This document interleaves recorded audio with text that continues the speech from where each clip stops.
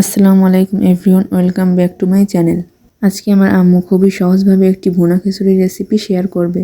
আজকে আমার আম্মু করে দেখাবে চিকেন ভুনা খিচুড়ি। আমার আম্মু সবসময় যে ভুনা খিচুড়িটা তৈরি করে সেইভাবেই আজকে এই ভুনা খিচুড়িটা তৈরি করে দেখাবো। আশা করছি আপনাদের কাছে আমার আম্মুর এই রেসিপিটা অনেক ভালো লাগবে। তো চলুন দেখে নেওয়া যাক এই মজাদার চিকেন ভুনা খিচুড়ি কীভাবে রান্না করা যায়। এই জন্য আমার আম্মু এখানে অনেকগুলো লেগ পিস নিয়েছে। আপনারা চাইলে আস্ত মুরগি দিয়ে এই রেসিপিটি করতে পারবেন। এখানে আমি মুরগির লেগ পিসগুলো খুব ভালোভাবে পরিষ্কার করে নিয়েছি। তারপর একটি কড়াইতে পরিমাণ মতো তেল দিয়ে দিয়েছি। এখন এর ভেতরে দিয়ে দিচ্ছি 3 থেকে 4টা এলাচ, 2 থেকে 3টা দারুচিনি, 2 থেকে 3টা তেজপাতা। এগুলো হালকা ভেজে নেওয়ার পর 1 কাপ পেঁয়াজ কুচি দিয়ে দিচ্ছি। আর পেঁয়াজটা কিছুটা নরম হওয়া পর্যন্ত আমি একটু ভেজে নিব। পেঁয়াজটা যখন নরম হয়ে আসবে এই পর্যায়ে দিয়ে দিচ্ছি 1 চামচ আদা বাটা, 1 চামচ রসুন বাটা। আর এখানে মাংস আর খিচুড়ির জন্য আদা রসুন বাটাটা একসাথে দিতে হবে। তো আদা রসুন বাটাটাকে একটু হালকা ভেজে নিচ্ছি, এটার কাঁচা গন্ধটা যাওয়া পর্যন্ত। এখন এর ভিতরে সামান্য পরিমাণ পানি দিয়ে দিচ্ছি। এখন আবার সবকিছু ভালোভাবে মিশিয়ে নিয়ে একটু ভেজে নিতে হবে। আদা রসুন বাটাটাকে হালকা একটু ভেজে নেওয়ার পর এখন এর ভিতরে দিয়ে দিচ্ছি গুঁড়ো মশলা। এই জন্য প্রথমেই দিয়ে দিচ্ছি 1 চামচ মরিচের গুঁড়ো, 1 চামচ হলুদের গুঁড়ো ও 1 চামচ জিরা বাটা। তারপর দিয়ে দিচ্ছি স্বাদ মতো লবণ। এখন সবকিছু খুব ভালোভাবে মিশিয়ে নিতে হবে। আমি এখন এই মশলাগুলোকে খুব ভালোভাবে কষিয়ে নেব যতক্ষণ না তেলটা বের হয়ে যাচ্ছে। মশলাটা যখন এরকম কষিয়ে নেওয়া হয়ে যাবে আর তেলটা বের হয়ে যাবে, ওই পর্যায়ে বুঝতে হবে মশলাটা কষিয়ে নেওয়া হয়ে গেছে। এখন এর ভিতরে পরিষ্কার করে রাখা মুরগির মাংসগুলো দিয়ে দিচ্ছি। এখানে প্রায় 1.5 কেজির মতো মুরগির মাংস আছে। চিকেনটা দিয়ে দেওয়ার পর এখন একটু উল্টে পাল্টে ভালোভাবে মশলার সাথে মিশিয়ে নিচ্ছি। চিকেনটাকে মশলার সাথে খুব ভালোভাবে মিশিয়ে নেওয়া হয়ে গেলে এখন ঢাকনা দিয়ে রেখে মিডিয়াম আঁচে ভালোভাবে কষিয়ে নিতে হবে। প্রায় 7-8 মিনিট পরে আমি ঢাকনাটাকে খুলে নিচ্ছি। আর চিকেন থেকে কিন্তু বেশ কিছুটা পানি বের হয়েছে। এখন আবারও মশলার সাথে খুব ভালোভাবে মিশিয়ে নিচ্ছি।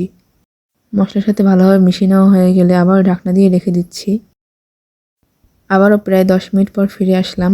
চিকেন থেকে যে পরিমাণ পানি বের হয়েছে এই পানি দিয়ে আমি ভালোভাবে চিকেনটাকে সিদ্ধ করে নিব। যখন চিকেন থেকে পানিটা টেনে গিয়ে তেলটা উঠে আসবে ওই পর্যায়ে চুলার জালটাকে বন্ধ করে রেখে দিব। এখন খিচুড়ির জন্য কিছু মুগ ডাল ভেজে নিচ্ছি। মুগ ডালগুলো খুব ভালোভাবে ভেজে নেওয়া হয়ে গেছে। এখন একটি কড়াইতে পরিমাণ মতো তেল দিয়ে দিয়েছি। আর তেলটা গরম হয়ে যাওয়ার পর এখানে আমি পোলাওয়ের চাল দিয়ে দিচ্ছি।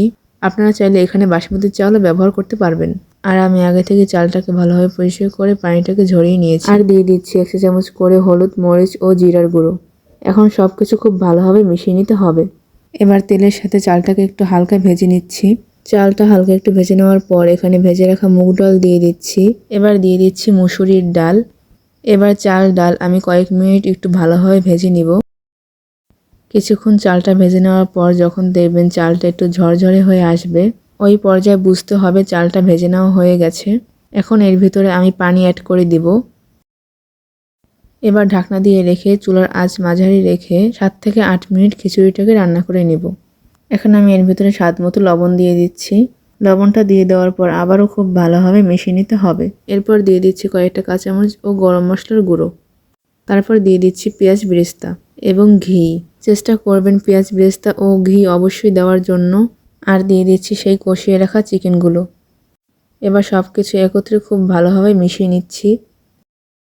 সবকিছু খুব ভালোভাবে মিশিয়ে নেওয়া হয়ে গেলে উপরটা একটু সমান করে ঢেকে রেখে দিব। ঢাকনা দিয়ে 7-8 মিনিট দমে রেখে দিব। প্রায় 7-8 মিনিট পরে আমি এখন ঢাকনাটাকে খুলে নিচ্ছি। এখন এগুলোকে আমি ভালোভাবে একটু মিশিয়ে নিচ্ছি।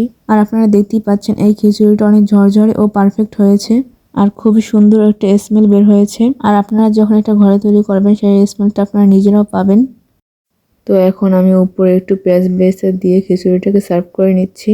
তো আমি আশা করছি আজকের আমার এই সিম্পল ও সহজভাবে এই খিচুড়ি রেসিপিটা আপনাদের কাছে অনেক ভালো লেগেছে। এভাবে একবার হলেও আপনারা ঘরে অবশ্যই ট্রাই করে দেখবেন। এটার স্বাদ আপনারা কখনোই ভুলতে পারবেন না।